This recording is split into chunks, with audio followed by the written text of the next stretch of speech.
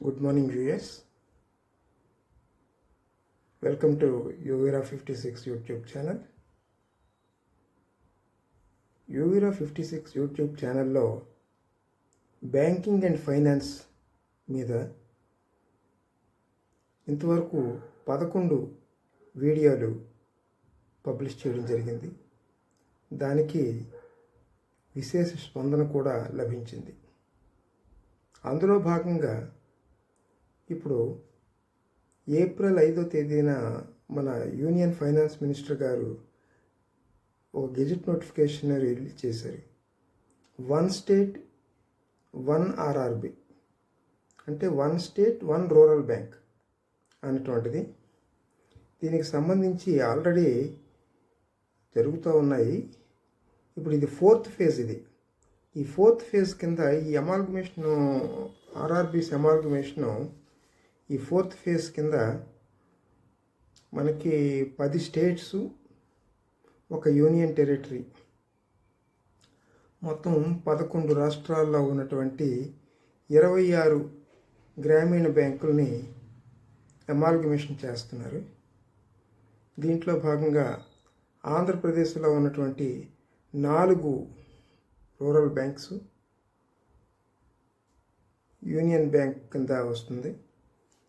ఆంధ్రప్రదేశ్లో 4 గ్రామీణ బ్యాంకులు, బీహార్లో 2, గుజరాత్లో 2 గ్రామీణ బ్యాంకులు, జమ్మూ కాశ్మీర్లో 2 గ్రామీణ బ్యాంకులు, కర్ణాటకలో 2 గ్రామీణ బ్యాంకులు, మధ్యప్రదేశ్లో 2 గ్రామీణ బ్యాంకులు, మహారాష్ట్రలో 2 గ్రామీణ బ్యాంకులు, ఒడిశాలో 2, రాజస్థాన్లో 2, ఉత్తరప్రదేశ్లో 3, వెస్ట్ బెంగాల్లో 3 ఉన్నటువంటి ఈ 26 గ్రామీణ బ్యాంకులు, ఈ 26 గ్రామీణ బ్యాంకుల్ని ఏ రాష్ట్రానికి ఆ రాష్ట్రంగా అమాల్గమేషన్ చేశారు. ఆంధ్రప్రదేశ్లో ఉన్నటువంటి 4 గ్రామీణ బ్యాంకుల్ని కలిపి ఆంధ్రప్రదేశ్ గ్రామీణ బ్యాంక్గా రీనేమ్ చేసి యూనియన్ బ్యాంక్ ఆఫ్ ఇండియా స్పాన్సర్షిప్లో నడిపిస్తారు. దీని హెడ్ ఆఫీస్ అమరావతిలో ఉంటుంది. అదేవిధంగా బీహార్లో ఉన్నటువంటి 2 గ్రామీణ బ్యాంకులు పంజాబ్ నేషనల్ బ్యాంక్ కంట్రోల్కి వెళ్తుంది. గుజరాత్లో ఉన్న 2 గ్రామీణ బ్యాంకులు బ్యాంక్ ఆఫ్ బరోడాకి వెళ్తుంది. జమ్మూ కాశ్మీర్లో ఉన్న 2 గ్రామీణ బ్యాంకులు Jammu and Kashmir bank limited అనేటువంటి బ్యాంకుకి స్పాన్సర్లో ఉంటుంది. కర్ణాటకలో ఉన్న 2 గ్రామీణ బ్యాంకులు కెనరా బ్యాంకు ఆధీనంలో ఉంటుంది. మధ్యప్రదేశ్లో ఉన్న 2 గ్రామీణ బ్యాంకులు బ్యాంక్ ఆఫ్ ఇండియా ఆధీనంలో ఉంటుంది. మహారాష్ట్రలో ఉన్నటువంటి 2 గ్రామీణ బ్యాంకులు బ్యాంక్ ఆఫ్ మహారాష్ట్రలో ఉంటుంది. అదేవిధంగా ఒడిశాలో 2 గ్రామీణ బ్యాంకులు ఉన్నాయి. అవి ఇండియన్ ఓవర్సీస్ బ్యాంకు ఆధీనంలో ఉంటాయి. రాజస్థాన్లో ఉన్నటువంటి 2 గ్రామీణ బ్యాంకులు స్టేట్ బ్యాంక్ ఆఫ్ ఇండియా ఆధీనంలో ఉంటాయి. ఉత్తరప్రదేశ్లో ఉన్నటువంటి 3 గ్రామీణ బ్యాంకులు కలిసి ఒక గ్రామీణ బ్యాంక్గా ఏర్పాటు చేసి బ్యాంక్ ఆఫ్ బరోడా ఆధీనంలో ఉంటుంది. వెస్ట్ బెంగాల్లో ఉన్నటువంటి 3 గ్రామీణ బ్యాంకులు కలిసి ఒక గ్రామీణ బ్యాంక్గా ఏర్పాటయ్యి పంజాబ్ నేషనల్ బ్యాంక్ ఆధీనంలో ఉంటాయి.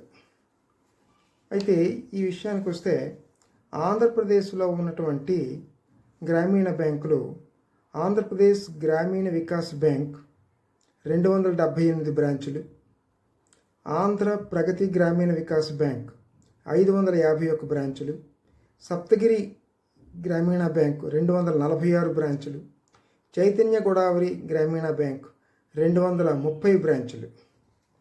ఇవన్నీ వివిధ బ్యాంకుల ఆధీనంలో ఉండేది. ఏపీజీవీబీ అంటే స్టేట్ బ్యాంకు ఆధీనంలో ఉండేది. ప్రగతి గ్రామీణ బ్యాంక్ అంటే కెనరా బ్యాంక్ ఆధీనంలో ఉండేది. సప్తగిరి గ్రామీణ బ్యాంకు యూనియన్ బ్యాంక్ ఆధీనంలో ఉండేది. చైతన్య గోదావరి గ్రామీణ బ్యాంక్ కూడా యూనియన్ బ్యాంక్ ఆధీనంలో ఉండేది. వీటన్నింటినీ ఈ ఆంధ్రప్రదేశ్లో ఉన్నటువంటి 4 గ్రామీణ బ్యాంకులను కలిపి ఆంధ్రప్రదేశ్ గ్రామీణ బ్యాంక్గా పేరు పెట్టి దీనికి యూనియన్ బ్యాంక్ వారి ఆధీనంలో ఉంచుతూ దీని హెడ్ ఆఫీస్ అమరావతిలో కార్యకలాపాలు ప్రారంభిస్తున్నారు. రేపు మే 1 నుంచి మొత్తం సాఫ్ట్వేర్ కూడా మారుతుంది.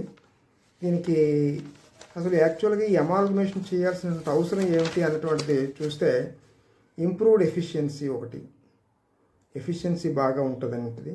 ఎన్హాన్స్డ్ స్కేల్ ఒకటి ఉంది, అంటే బెటర్ సర్వీస్ టు కస్టమర్స్ ఒకటి. కాస్ట్ రేషనలైజేషన్ ఒకటి, ఎందుకంటే మనకి ఓవర్ హెడ్స్ చాలా తగ్గించుకోవాలి. ఓవర్ హెడ్స్ అడ్మినిస్ట్రేటివ్ ఖర్చులు కూడా తగ్గించుకోవడానికి ఉద్దేశంతో ఓవర్ హెడ్స్ తగ్గించుకోవడానికి కాస్ట్ రేషనలైజేషన్ ఒకటి ఉంది. టెక్నాలజీ అడాప్షన్ ఒకటి ఉంది. ఈ షేర్డ్ ఐటీ టెక్నాలజీ ప్లాట్ఫామ్స్ ప్రకారంగా అంత డిజిటలైజేషన్లో అందరికీ ఒకటే ఐటీ సొల్యూషన్స్ ఉండేటట్టుగా ఈ టెక్నాలజీ అడాప్షన్ కూడా ఉండటం, ఈ నాలుగింటిని దృష్టిలో పెట్టుకొని ఈ అమాల్గమేషన్ ప్రక్రియని చేశారు. ఇది మే 1 రేపటి నుంచి మే 1 నుండి ఈ గ్రామీణ బ్యాంక్ ఆంధ్రప్రదేశ్లో ఉన్నటువంటి 4 గ్రామీణ బ్యాంకులు ఆంధ్రప్రదేశ్ గ్రామీణ బ్యాంకుగా రీనేమ్డ్ చేసి అమరావతి హెడ్ ఆఫీస్గా యూనియన్ బ్యాంక్ స్పాన్సర్షిప్లో నడుస్తుంది. Thank you.